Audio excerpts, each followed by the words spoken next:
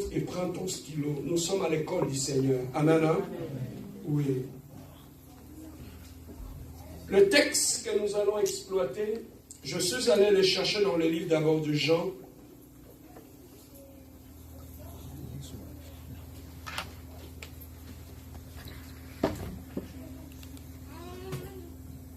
Jean chapitre 15. Jean chapitre 15.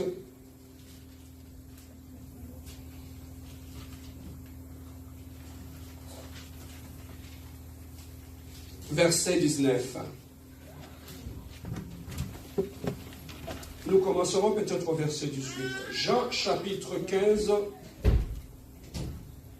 verset du 18e verset jusqu'au 19e verset. Est-ce que nous sommes tous là?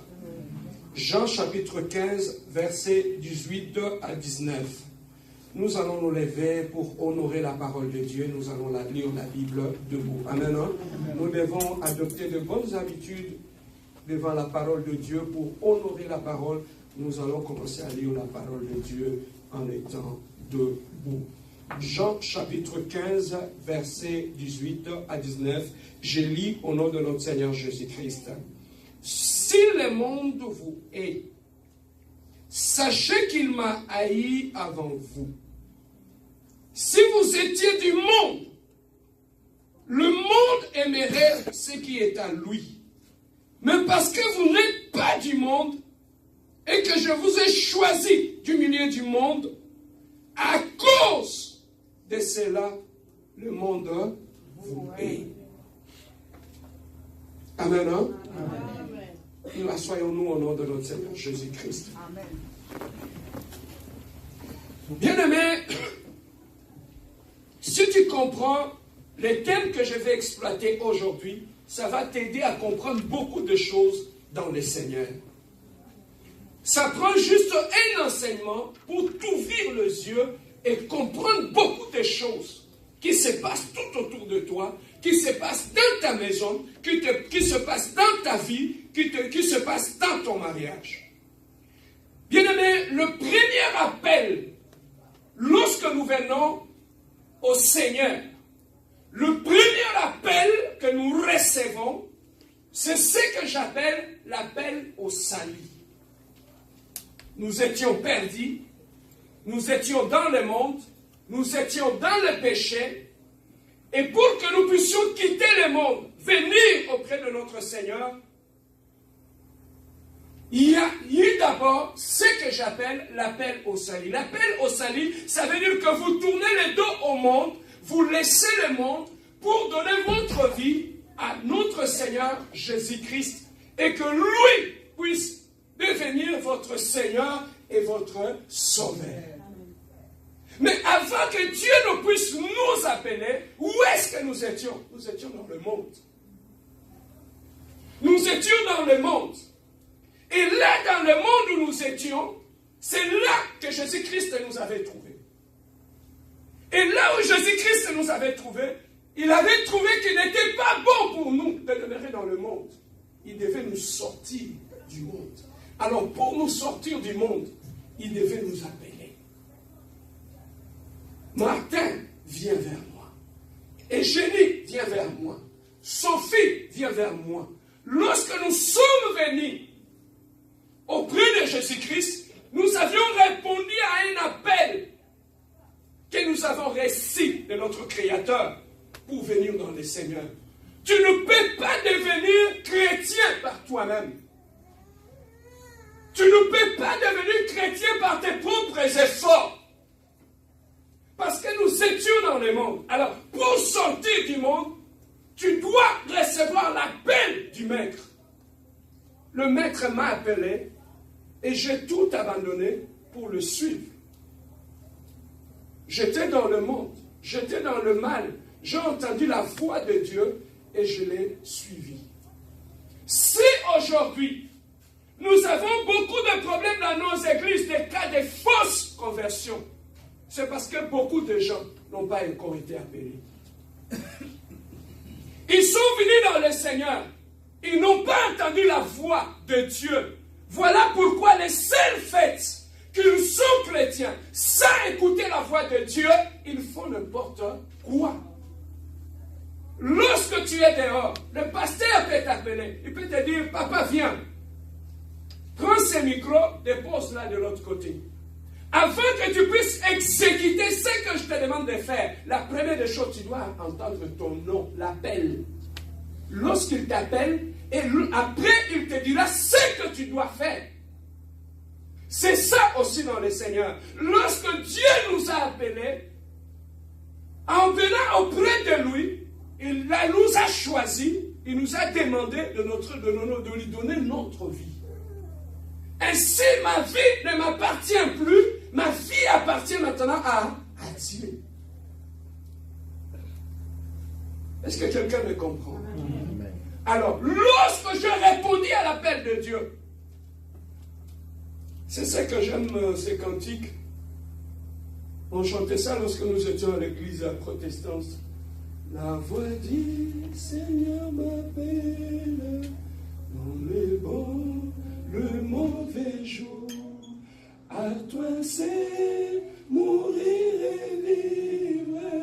À toi c'est le pour toujours. Jusqu'au bout, je vais te suivre dans le bon, le mauvais jour. À toi c'est mourir et vivre. J'avais entendu la voix, il m'avait appelé, j'étais loin. J'ai dit oui Seigneur, jusqu'au bout, je vais te suivre, dans le bon comme dans le mauvais jour.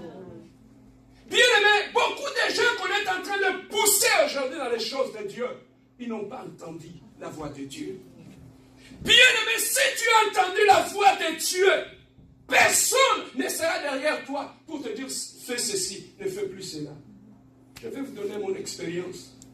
Moi, bien aimé, quand j'avais donné ma vie à Dieu, la première des choses qui s'était passée dans ma vie, j'étais dans ma chambre quand je lui avais donné ma vie.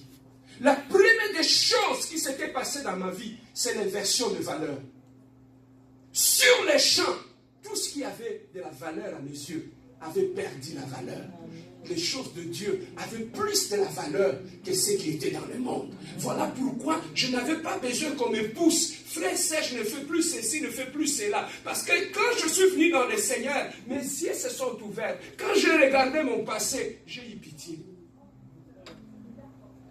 Je me suis dit comment je pouvais vivre dans telle saleté. Mais lorsque j'ai entendu la voix, il y a eu inversion de valeur. Alors, lorsque tu viens auprès de Dieu, c'est cela qui doit se passer dans ta vie. Lorsque tu regardes ton passé et que tu n'as pas honte de ce passé-là, Yaya, tu as un problème. Lorsque tu regardes ton passé, tu continues encore à justifier le bêtise, les erreurs que tu avais fait dans ton passé, sache qu'on t'en a embêté. Bien aimé, la première des choses, quand tu rencontres Dieu, il ne te parlera pas de ta famille, pas de tes tantes, pas de tes oncles. Quand tu le vois, la première des choses, il te révèle ton état. Il te révèle ton état, il te montre comment tu es sale. Donc, la première des choses, lorsque nous rencontrons le Seigneur, il nous révèle notre propre état. Tu dois te connaître qui tu es. Et lorsque tu te connais, c'est comme une lumière qui s'allume. Tu te vois que tu étais sale. Papa, lorsque nous étions dans le monde, c'est comme on ferme la lumière dans cette salle. Tu es ici. Même si tu as porté des habits sales, tu ne le sauras pas. Même si tu as porté des habits non repassés, tu ne vas pas le savoir. Il suffirait qu'on allume la lumière. Personne ne te dira que les habits que tu as portés sont sales. Tu vas directement prendre conscience de ton état. Pourquoi? Parce que mouille de péri. C'est comme ça aussi Jésus-Christ, il est la lumière dans notre vie. Quand il entre dans notre vie, personne ne te dira de laisser l'adultère, de laisser l'impudicité, de laisser le mal que tu fais. Lorsqu'il vient dans ta vie, il allume la lumière et tu vois dans quel état où tu étais. Tu n'as pas besoin que le pasteur puisse te suivre derrière. Ne fais plus ceci. Tu n'as plus besoin de ça. C'est la lumière de Jésus qui va te révéler toutes ces choses. Tu n'as plus besoin qu'on puisse te dire, il faut prier injurier ton mari. Quand tu deviens dans le Seigneur, tu regardes comment tu t'es comporté dans le mariage. Tu n'as plus besoin que des gens commencent à te conseiller de gauche à droite, mais parce que tu es déjà dans la lumière. Amen.